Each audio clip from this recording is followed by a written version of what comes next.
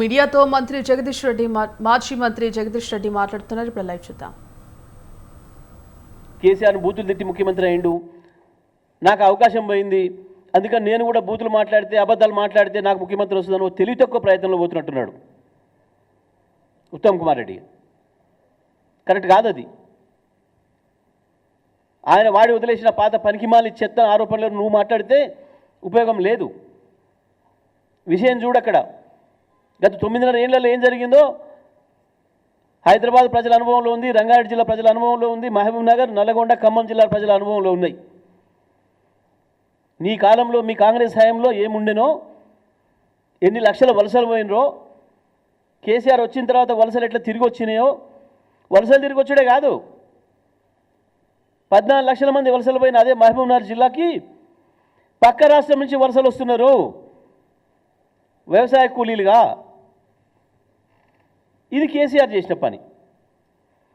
మొత్తం కరువుతోనే నాశనం చేసి ఒక ఫ్లోరిన్ మహమ్మారిని తెచ్చి మీరు నాశనం చేసిన నల్గొండ జిల్లా అద్భుతంగా ఇవాళ ఫ్లోరిన్ మాయమైపోవడమే కాదు, కేసీఆర్ నాయకత్వంలో భారతదేశానికి అన్నం పెట్టి అన్నపూర్ణగా మారింది. 40 లక్షల మెట్రిక్ టన్నుల ధాన్యాన్ని పండించిన ఏకైక జిల్లాగా వరుసగా 5 సంవత్సరాలు రికార్డు సృష్టించింది నల్గొండ భారతదేశంలో. వాస్తవాలు ఈ రకంగా పెట్టుకొని ఓ సోయిలేని మాటలు, ఉత్త మాటలు, చెత్త మాటలు ఎందుకు మాట్లాడుతున్నావు?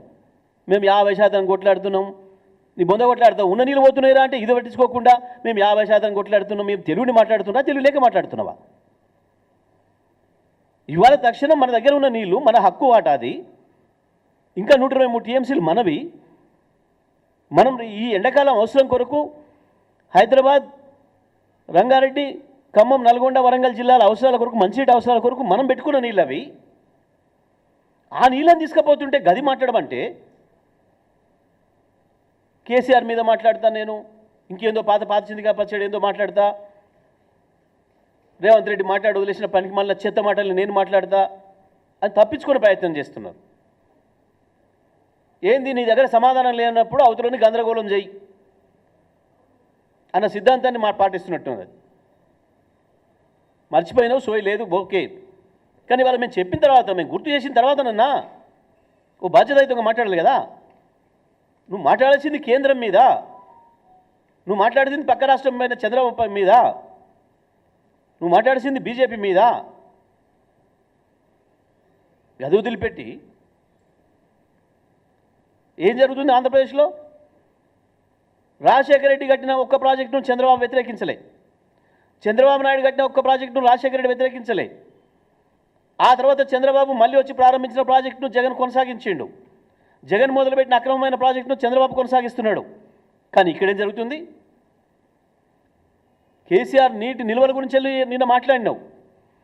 కేసీఆర్ నీటి నిల్వలు ఉండాలనే ప్రాజెక్టులు మొదలు పెడితే, మల్లన్న సాగర్ నుంచి మొదలుపెట్టి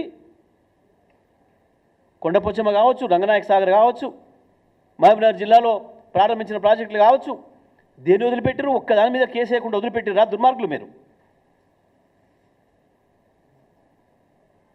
నీటి నిల్వల కొరకు అవతల ఇద్దరు కలిసి ఒకటై మొత్తం ఆంధ్రప్రదేశ్లో మన డబ్బులను కూడా వాడుకొని, ఏ కేంద్ర అనుమతులు లేకుండా, ఏ బ్యాంకులతో సంబంధాలు లేకుండా, రాష్ట్ర ప్రభుత్వం యొక్క సొంత డబ్బులతోనే అడ్డగోలుగా 350 పైగా టీఎంసీల నీటిని నిల్వ చేసే ప్రాజెక్టులు కట్టినరు ఆంధ్రప్రదేశ్లో. దానికి నిరసనగానే, పోతిరెడ్డిపాడుకు నిరసనగానే నువ్వు నీ నల్గొండ జిల్లా నాయకులు, ఇంతింత ఎత్తు పెరిగిన నాయకులు అందరి సాక్షిగా కట్టిన పులిచింతలకు వ్యతిరేకంగానే ఆనాడు మంత్రివర్గం నుంచి రాజీనామా చేసి బయటకు వచ్చింది టీఆర్ఎస్ పార్టీ. ఇవాళ అక్కడ రాష్ట్రంలో ఉన్న మంత్రులు 6 మంత్రులు కావచ్చు, కేంద్రంలో ఉన్న కేసీఆర్ గారు కూడా కావచ్చు. తెలంగాణ ఇస్తారని మమ్మల్ని పొత్తులో తీసుకుపోయి తెలంగాణ నట్టేట ముంచే ప్రయత్నం చేస్తున్నాడు రాజశేఖర రెడ్డి అని చెప్పి రాజశేఖర రెడ్డిని పిలిపించి ఢిల్లీలో పంచాయతీ పెట్టి ఆ మాట కూడా వినట్లేదు కాబట్టి రాజీనామాలు చేసి బయటకు వచ్చింది టీఆర్ఎస్ పార్టీ అన్నాడు. ఈ చరిత్ర వేరు.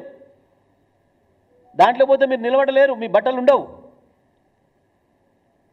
అన్నీ తెలుసు తెలంగాణ ప్రజలకి. కానీ మేము ఇవాళ మాట్లాడుతుంది ఈరోజు సమస్య. ఒక దిక్కు కేంద్రం పూర్తిగా తన చేతిలోకి తీసుకుంటుంటే ప్రాజెక్టులని సోయి లేకుండా పండుకున్నారు. అవాళ కూడా మళ్ళీ కేసీఆర్ వచ్చి నల్గొండలో సభ పెట్టి గర్జిస్తేనే గవ్వాలు మాట్లాడి అసెంబ్లీలో తీర్మానం పెట్టించిండ్రు సోయలేని మీ మంత్రులు, మీరు, మీ ముఖ్యమంత్రి నువ్వు.